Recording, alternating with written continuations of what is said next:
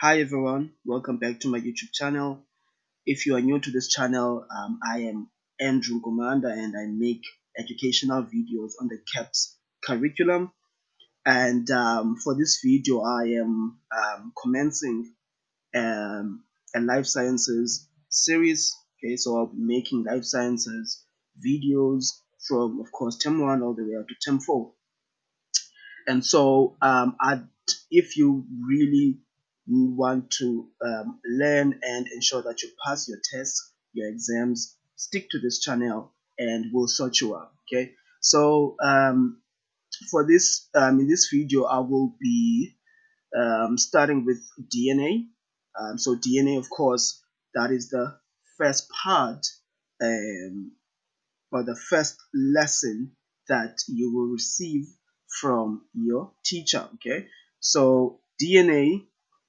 So in this video, we'll look at study the location. So describe the location of DNA. So identify where different types of DNAs are, and we'll also, of course, go through the history of the discovery of the structure of DNA and look at the structure of DNA. Okay, this is very important because it can be confusing, and a lot of students really struggle to sort of imagine the structure of DNA. Okay, and we'll also look at the the functions of DNA, and then DNA replication and RNA. We'll discuss that in the following videos. Okay.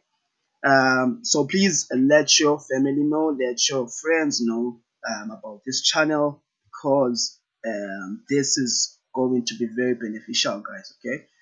Now, let's not waste any time and just get into it. Okay. So in your grade 10, okay. So if you really remember well, in your grade 10, you studied inorganic compounds and organic compounds. Now, DNA is deoxy. This is an acronym for deoxyribonucleic acid. Okay. Now I've underlined the nucleic acid part because you guys studied that part. Okay. So you studied and found out that the nucleic acids are a type of organic compound. Okay. Now, an organic compound is simply um, a compound that consists of carbon. Okay, so if it has carbon, usually carbon bonds, of course, has 4 bonds and it bonds with hydrogen. Carbon also can bond, of course, with another carbon, so carbon to carbon bonds or carbon to oxygen bonds. Okay, so it can be um, can bond with different types, of course, of elements. But what's most important is that it is carbon. Okay, so every organic compound, guys, has to consist of carbon. So that is simply the simple definition of what an organic compound is. Okay, now for the DNA, it has a particular structure. Okay, and the structure is quite important, guys. Okay, so we say that it consists of two long strands. Okay, two long strands. So you can sort of imagine a ladder. Okay, so you know that a ladder has these two strands. Okay, and these strands, of course, are connected by the horizontal metals or whatsoever. Okay, whatever materials that it is made up of. Okay, so you have two strands. Okay, so what's essential is that you have two strands, so these two parts, and they are connected. Okay, and that is what DNA resembles of. It resembles a ladder, guys. Okay, that is the simple structure or the simple definition of a structure. Okay, but of course we will delve into that in more detail, of course. So it's we're saying that DNA is an organic compound that carries genetic information, okay, for the development and functioning of an organism. Okay. Now we'll also look at the functioning. Okay. So I will explain this further on. Okay. So for the genetic information part, the development part, um, we are saying that you have it basically is responsible for carrying or transferring hereditary characteristics from one generation to another. So what do we mean by that? You have your parents, um, and when they reproduce, you are born with the similar characteristics. Okay, so that is the genetic information being transferred from their generation to you. Okay, so you are born, of course, with similar characteristics. Okay, so if you're talking about eye color, maybe you'd have a blue eye color, and so of course you are going to be, if they both have blue eye color or one of them have blue eye color, you are going to be born, or that characteristics is going to be transferred to you, that blue eye color. Okay, so that is what we're referring to when we're talking about genes, that hereditary information that is passed on from one generation to another generation, and is also of course responsible for functioning of an organism. So we will take a look at that part as well. Now, I'm sure your teachers will begin with the structure of a cell, okay, because it's a really important foundation to start with, okay. So the first part, we said that we're going to start with the location, okay, the location of DNA in the cell. Now, first of all, this is your cell, okay. Now, this is a generic cell. It's not a specific type of cell like an animal cell or a plant cell, but we can identify some of these here. Okay, I'm sure that is probably going to be one of your first lessons or first activities. So, what do we see here? Okay, so this might be a bad drawing, but I'm sure you can pick up some of these structures here. So, right, so we'll start with this structure. Okay, so what is this structure right over here? Okay, the one that has spirals inside of it. Okay, so if you really remember well, of course, this is your mitochondria. Okay, so it's your mitochondria or mitochondrion. Mitochondrion. Okay, chondrion. Yes. So of course, mitochondria is responsible for energy. Okay, so it's actually the power system of a cell. Okay, and you have these structures right over here. Okay, so what do we call these structures, guys? Okay, so of course, these are what we call ribosomes, right?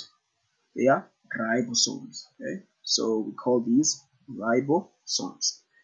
So ribosomes, they are the site of um, protein synthesis. So when we make proteins, this is where that process occurs. Okay, so we will of course go through that because it's also part of DNA and RNA. Okay, so, and then what else? What else do we have? Well, we have this structure right over here, which has these spaces. Okay. So first of all, what do we see inside? So inside this whole structure is what we call a nucleus, right? Sure, you guys must have gotten that. So that is a nucleus, guys. Okay. So of course, a nucleus, that is the control center of a cell. So nucleus, and inside of a nucleus you have these network of fibers, which we call okay, do that. So you have um, this this network which we call the chromatin network. Okay, it's called the chromatin network. Okay, so that is what is going to. This is essentially the combination of your DNA, the histones, which are like the balls that of protein. So we call it chromatin network. Okay, so these will then condense into chromosomes. So again, guys, we'll take a look at a lot of these of course, as we are moving. Okay, so we're saying that this is the whole DNA. Okay, so this is this is the whole nucleus, and then inside of this nucleus we have this chromatin network. Okay, which is made up of DNA, and of course DNA is made up of genes. Okay, and then you have this structure right over here. So what is that? What is the structure, guys? Okay, that structure right there is what we call the nucleolus. Okay, nucleolus. So we call that nucleolus, and the nucleolus, of course, is important as it produces ribosomes and also has free nucleotides. We'll look at nucleotides. Nucleolus. Yes, there we go. So it's inside the nucleus. Okay, structure inside the nucleus.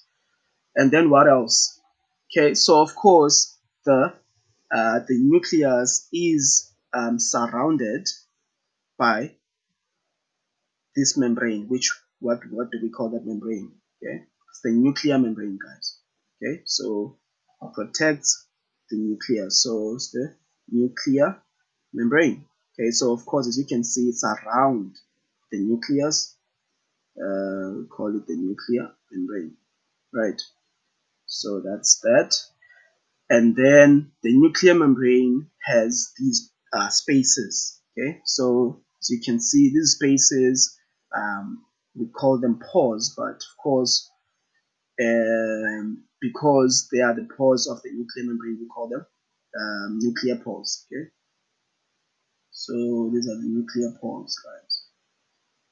Right, so that's about it. Pause. Right. Okay. Right. So, and then of course, you have all of these organelles. They are suspended in a liquid, um, in a liquid form or liquid substance. I mean, so this liquid substance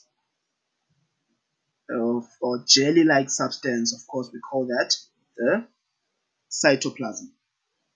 Okay, cytoplasm. That's the cytoplasm. This is just revision, guys. Okay, should be able to remember these.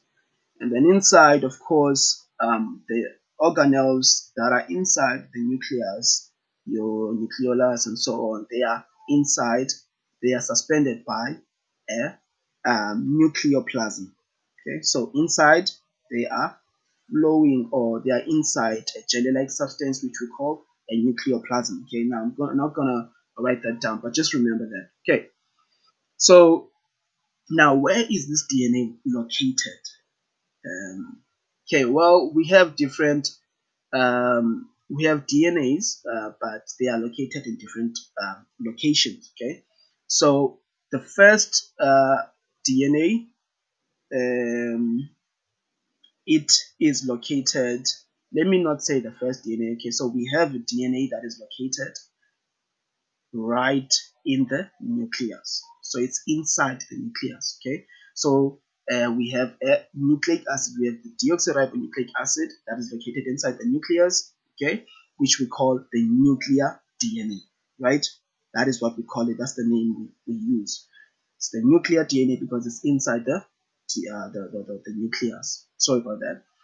And then we also have DNA outside the nucleus. Okay, where is it? Well, we have DNA in the mitochondria. Okay, this is the mitochondria. Remember that this is our mitochondria. We do have DNA right here. Okay, so we call that the mitochondrial DNA.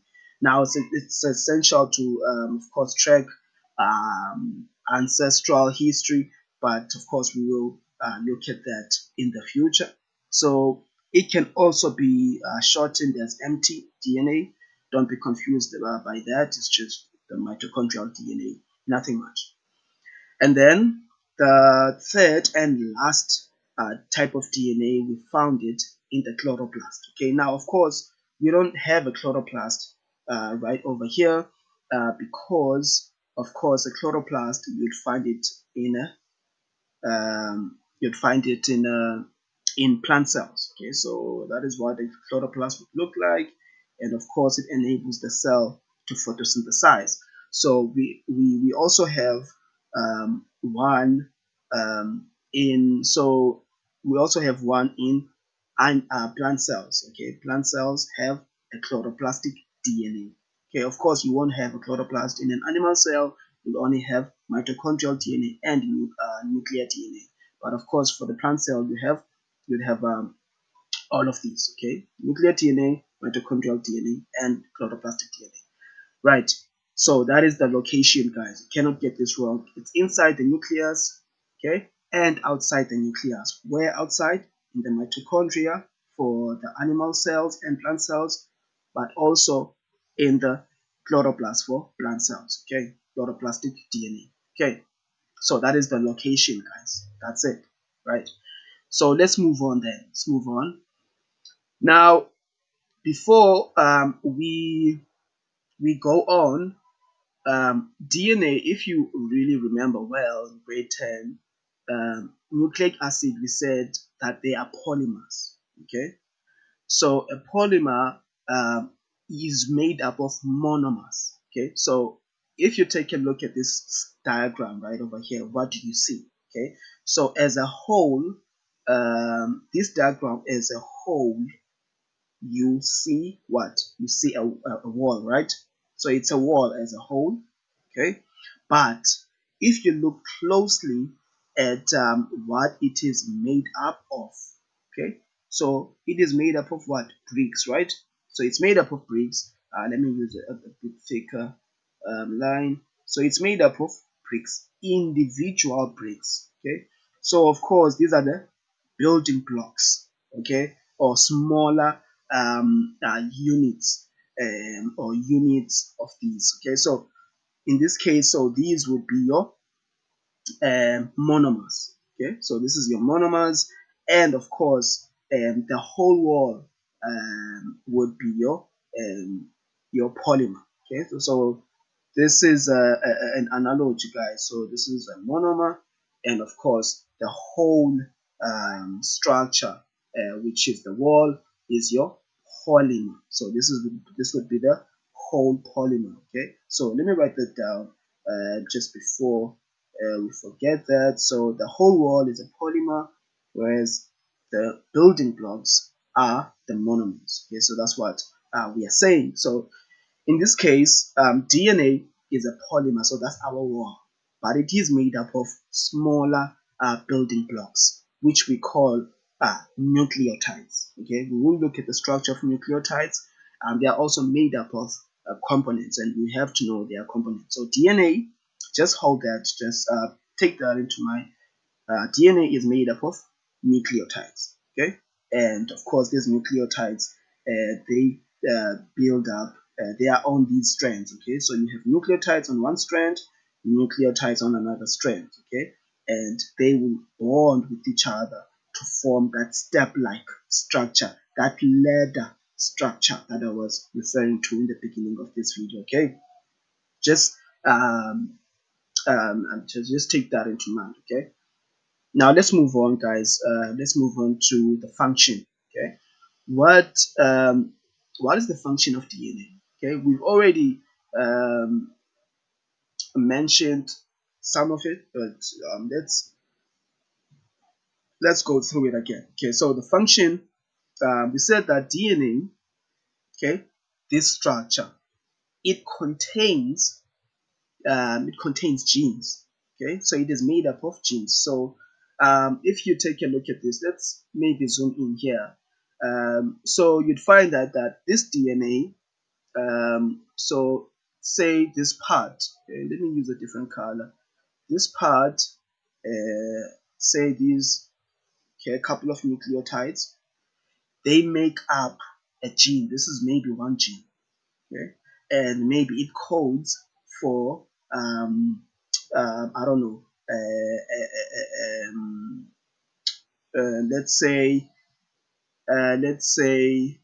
let's use eye color again. Let's say green eye color. Okay, so this is for eye color. This is a gene that codes for green eye color. Okay, now so and you have another gene. Okay, on top of that, maybe it codes um, for height. Okay, so this is height, maybe short. Okay, short. So this person is short. So this is the information, the genetic information. So this is DNA. The whole structure is DNA, but it is made up of sections. Its sections. Each section of the DNA are what we call genes. Okay, and they code for different types of characteristics. Okay, so that is what we are referring to. Okay, so we are saying that DNA, okay, so saying that DNA contains genes, okay, it contains genes. What are genes? These are sections of DNA which carry hereditary information. This is what is going to be passed on from the one generation to another. Okay, that's what we are saying, guys. Okay, that's what we are saying here. It contains genes which carry hereditary information. That is a function. That is one function of DNA. Now, the second function of DNA, it contains coded information for protein synthesis. Okay, now synthesis, like to synthesize, is to make something. Okay, so proteins, which are very important, guys, and they are quite important. We will discuss that as well. So it contains the information that is needed in order to produce protein. Okay, different types of protein. Okay, so that is the two functions of DNA. Okay, contains coded information for protein synthesis. Okay, and the second function, it has genes which carry hereditary information that is passed on from one generation to another. Okay, so that is the function of DNA. Okay, and that is its location and the different types of DNA, and also its definition as well. Okay, so we move on. We move on. Just hold on to that information. Okay, so we also said that we're gonna look at the history of DNA, who discovered the structure of DNA, when was that, and what happened. Okay, um, so the structure of DNA first began with Rosalind Franklin and Wilkins, which was her assistant. They researched the structure of DNA using X-ray diffraction images. Okay, so they were researching and they discovered diffraction images of DNA. Okay, using X-ray. Okay, and so they did that. They discovered that in 1952, and in 1953, I should have written that, Watson and Crick, and they performed their own individual research using the discovery or the results of Franklin and Wilkins in 1952. So they used their images and they built a 3D model of DNA in 1953, which was the following year. And in 1961, Watson and Crick received a Nobel Prize for the discovery of the structure, which is a double helix. So we can break this word down. And also, by the way, Wilkins then received an award later on, but Rosalind Franklin passed away. So that is the history of the discovery of the structure of DNA, and you have to know that, okay, as it is written in your curriculum. Now let's discuss this double helix. Okay, now we'll break it down, guys. A helix is essentially what we call, in simple words, it's a twisted ladder. Okay, so you can imagine a ladder, but it is twisted, okay, all the way around. Okay, so of course this would be a simple ladder that is not twisted. Okay, but of course a twisted ladder would of course spiral. Okay, so you'd have this strand spiraling like that, and this other end spiraling as well like that. Okay, and of course you still have those horizontal parts there. Okay, so this is what it looks like. That is the structure of DNA. This is how it looks like. Okay, so but of course, so that's the helix part means the twisted ladder, and then the double part means that you have two strands. Okay, two strands. This strand and this strand. Okay, but twisted. Okay, so double, you have two strands, but they are twisted. Okay, so that is double helix. So that is the structure that they discovered, and they won a Nobel Prize for that. Okay, um, so that is the structure, guys. I don't think there's more to discuss there. That's the structure of DNA. It is double-stranded, and so we just call it the double helix. Okay, so it's a double helix, and I think the second one is just describes everything, every bit of the structure. Okay, now, so we said that this DNA is a polymer. So this is the wall as a polymer, and it is made up of bricks. Okay, so bricks. Okay, I should have written that here. So of course each brick, okay, is a monomer, okay, for this wall. But of course in DNA, DNA is a polymer, and of course nucleotides are the monomers. Now let's study the structure of each nucleotides and see how this occurs, um, um, how this strand is connected to the second strand, and what each strand consists of. Okay, so this is a nucleotide. So this is how a nucleotide looks like. Okay, so you simply have what you call a phosphate group. So it's made up of three components. Okay, you have the phosphate group. Okay, so it's a phosphate group, and it's made up of this deoxyribose sugar.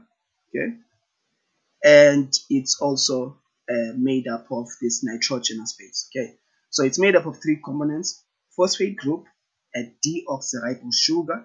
Okay, deoxyribose from deoxyribonucleic acid, DNA, right? So deoxyribose sugar. Okay, so that's the type of sugar that it has. Now, and it's quite important that you know what type of sugar is this. Okay, because RNA has a different type of sugar. Okay, so the type of sugar for DNA is the deoxyribose sugar, guys. Please note that. And we have a nitrogenous base. Okay, right. So it's made up of these three components. Now, this whole structure is what we call a nucleotide, right? Now, nitrogenous bases, we have so nitrogenous base, like there are four types of nitrogenous base. Okay, and you have to know all of them. Okay, and because they are quite important, guys, they like to examine if you know these nitrogenous bases and which base combines with which. So we have four types of nitrogenous bases. Okay, so let's discuss that. So the four types. The first type of base, okay, is adenine. Okay, so we have adenine, and then you have thymine. Okay, thymine, and then you have guanine. Okay, pronunciation is not important at this point. And you have the last one, which we call cytosine. Some people say cytosine. Yeah, I'll just call it cytosine. So you have cytosine. So um, all of these are different types of nitrogenous bases. Okay, and they bond with each other, guys. Okay, they bond with each other. So remember, as I said that this part, okay, uh, these sections will of course combine. So this particular section here right over here will combine with that section right over there. Okay, but of course you have to have the right nitrogenous bases which are going to connect, which are going to combine. Okay, so not all of these combine with each other. It's actually some of them. Okay, so I have you can maybe remember this as at GC. Okay, at GC. Okay, so at GC, um, at would mean that by at, of course, at is 80, right? When you like write it down as words. And in this case, we mean that adenine always combines with thymine, guys. Always combines with thymine, okay? And guanine will always combine with cytosine, okay? So the at part would mean adenine always combine with thymine, and then the GC part, guanine, always combines with cytosine, okay? So it's at GC. Okay, so that's how I think it's quite easy to remember it like that. So let's say now we have of course let me just draw this. So let's say this is adenine. So this is adenine. Okay, so adenine, we know that it has it's a nitrogenous base that looks like this. Thymine should be a nitrogenous base that fits or that has a structure that, of course, is complementary. This is a bad drawing. So that is complementary with adenine. Okay, so of course, if adenine has this structure, then thymine has to have that structure. Okay, so that it, of course, bonds with that. Okay, because for an example, guanine might have, I'm making examples by the way here, these structures, like it's not like adenine has this actual structure, so it's just a way to help you remember and remember these and how they actually bond with each other. Guanine might have, of course, a different structure. Let's say it has that structure right over there. So cytosine or cytosine has to have a structure that is, of course, complementary with guanine. So it would have, of course, a structure that would fit there. Okay, so a structure that fit there. So if you turn this around, it would fit there. If you turn this around, it would fit there. So they are complementary with each other. That's what we are saying, guys. Adenine always combines with thymine, and then guanine always combines with cytosine. Okay. Okay, right. Now, if you don't understand so far, don't worry. I'll explain further. Okay. Now we're saying that these nitrogenous bases um, they form. Okay, each strand is made up of nucleotides which have nitrogenous bases.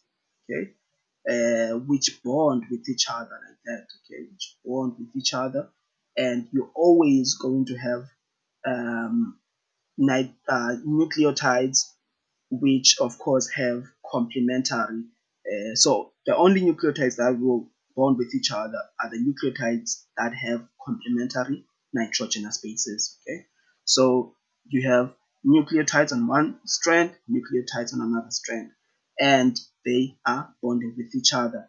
And of course, on the condition that they have complementary nitrogenous bases. Now, what is the type of bond um, that will, of course, be between, because between these two nitrogenous bases that are bonding? Okay, the type of bond is what we call a weak hydrogen bond. Okay, so we call it a weak hydrogen bond. For those who are doing physical sciences, you know that a hydrogen bond is quite strong, but this is a weak hydrogen bond because it the DNA has to it can unwind and unzip, meaning which it can have these two strands separate, and so they have to separate easily. That's why the bond it is weak. Okay, so know the type of bond that are between nucleotides. Okay, so we're saying that this is a whole nucleotide and it is made up of these components. Okay, know these components, right? Now, how do these nucleotides make up a single strand? Okay, how do they bond with each other? Now, because we're saying that each strand is made up of multiple nucleotides that are actually on top of each other like that, and this is how they look like. Okay, it's how they look like, guys. So you have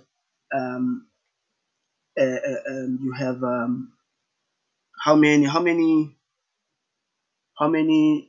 nucleotides do we have here? Okay, remember, three components. Okay, so yeah, I did not draw out these nitrogenous bases, but yeah, I should have done that, and this is a very bad drawing, but yeah, you guys will forgive me. Okay, so let's say we have these nucleotides. How many are these? How many nucleotides do we have here? Remember, each nucleotide is made up of three components. Okay, and remember, the structure of the deoxyribose sugar has to be a pentagon, so it has to have five sides like that, because they can ask you to draw them actually. Okay, so how many do we have? One. So this is one nucleotide. Okay, and it is bonded. So you have this deoxyribose sugar connected to a phosphate group of another nucleotide. Okay, that's how it is connected. That's how they connect with each other, guys. Note this. Okay, so this you have to be able to draw the structure. Okay, so you connect that deoxyribose sugar connected to a phosphate group of another nucleotide. So this is the second nucleotide. Again, connect that deoxyribose sugar to another phosphate group. This is the third nucleotide. Connect that deoxyribose sugar to another to the phosphate group of another nucleotide. So that is four. So as you can see, guys, we have four nucleotides. Okay, so they basically make up that strand. Okay, so of course you have multiple nucleotides in reality, so they make up that one strand. This is a single strand, of course, and so of course this is not a full DNA. Remember, DNA, we said that it is double stranded. Okay, so this is not DNA, guys. It can't be DNA. And by the way, the number of um, um, adenine nitrogenous bases is equal to the number of thymine nitrogenous bases, and also the number of guanine nitrogenous bases is equal to the number of cytosine nitrogenous bases. Okay, so in that way the DNA structure is complete. Okay, so this is single-stranded, which is incorrect. Okay, so this is not a full DNA, guys. Okay, let's look at this one. Okay, so if you look at this one, let's say, guys, this is let's say this is thymine, this is guanine, this is cytosine, and this is adenine. Okay, so they like to ask this question where they would actually draw out the structures of, let's say they would, okay, maybe let's say they really like to do this. So be careful of this. I'm just going to do this. Okay, and they would ask you what, say, of course, structure that would complementary with that has to be like that. Okay, and they would ask you, what is this? Okay, what type of nitrogenous base is this? Okay, so of course this gives you a clue, guys. Okay, remember we said thymine always bonds with what? Okay, always bonds with, remember, at, okay, GC. So at AT, so this should be A there. So it always is going to bond with adenine. Okay, so this gives you a clue. Okay, thymine always bonds with adenine, so this also has the same structure as that one. So this has to be adenine. Okay, so be mindful of those types of activities. Okay, and of course, if this is guanine, what would this be? Right? This would be what? Because these two are complementary. They have structures that would fit, of course, together. Then this would mean that this has to be, there we go, cytosine. Okay, cytosine. So be mindful of these activities. They like to ask these types of questions. Okay. Now, is this DNA, guys? Like, are we confident that DNA looks like this? No, we're not. Okay. What's incomplete here? Well, it is double-stranded. Yes, good. But is it a double helix? Does it have that helix shape? No, it doesn't. It's like a simple ladder like that. Okay. Remember, DNA is not like a simple ladder like that. It's a twisted ladder. Okay. So we still have not completed the DNA structure yet. Okay. This is double-stranded, but it is not twisted. Okay. It has to be twisted. And so therefore, this should be our structure then. Okay, this is double-stranded. Okay, and of course, each strand, and this took me a while to do actually. So this strand, of course, has these nucleotides form a backbone, okay, of a single strand. Okay, as you can see, backbone of a single strand, and of course, I forgot to put in the weak hydrogen bonds. Okay, between these, there are weak hydrogen bonds there. Okay, just like that. Okay, so this is what it should look like, guys. It is double-stranded and it is twisted. Okay, so it's a double helix, and that's what we know DNA structure as. Okay, it has to be a double helix, and this is actually a double helix. So we are happy with this. Okay, happy with this. So it's a twisted ladder, and it looks like that. Okay, so you can never go wrong there. Okay, so we've looked at the structure of DNA, we've looked at this location, different types of DNA, and of course, the function of DNA, the history of DNA. So now it's time, guys, that we do an activity. Okay, we've been able to okay to mark off these objectives that we had. Okay, discover our structure of DNA, role of DNA. Okay, so yeah, and so when it comes to the non-coding DNA, guys, is simply the part of DNA. Remember, we said that DNA is made up of what? Genes, right? Okay, and genes code, of course, for protein synthesis. So some parts of these genes actually do not code for protein synthesis. Okay, so we call them non-coding. That's non-coding DNA. They do not code for protein synthesis. That is simply what a non-coding DNA is. Okay, so and that's it. Let's now look at an activity and close this lesson. Okay, so where is this activity? Should be right here. There we go. So these are the types of questions that you would get on DNA activity. So we have the diagram. So this is activity 1.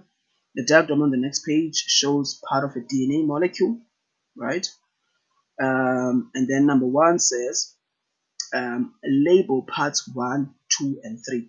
Okay, what is part 1, what is part 2, and what is part 3? Okay, now looking at this, of course, we can see that part 1 is indeed what? Okay, part 1 is so 1 is a nitrogenous base, right? So that's a nitrogenous base, guys. You cannot tell. Actually, you can tell, guys. Yes, you can tell because they've given you a clue. Okay, they've given you a clue, because once you have a 1 letter, then you would know exactly. You have 2 letters. There we go, thymine and guanine. So you should be able to identify number 1. So number 1, it has this structure, and this structure fits or is complementary with thymine. Okay, so what do we call that then? So which nitrogenous base is complementary with thymine? It is adenine.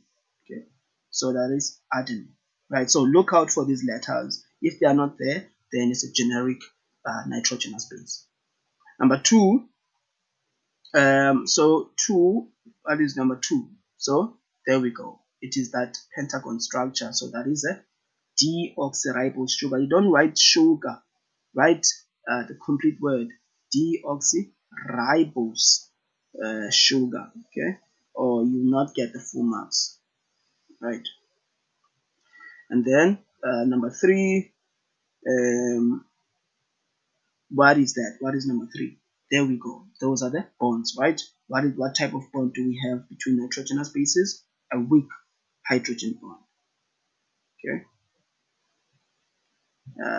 Right. Let's look. Let's head on to the second question. Give the number of nucleotides shown in the diagram. How many nucleotides do we have here? Well, there's 1, 2, 3, 4, 5, and then double that up, okay, because you have 5, of course, and so that is 10. Okay, so in total you have 10 number of nucleotides. Okay. 3, name 2 places in an animal cell where this nucleic acid may be found. Well, it is going to be found in the nucleus, first of all, and it is going to be found in mitochondria. Okay, in the mitochondria.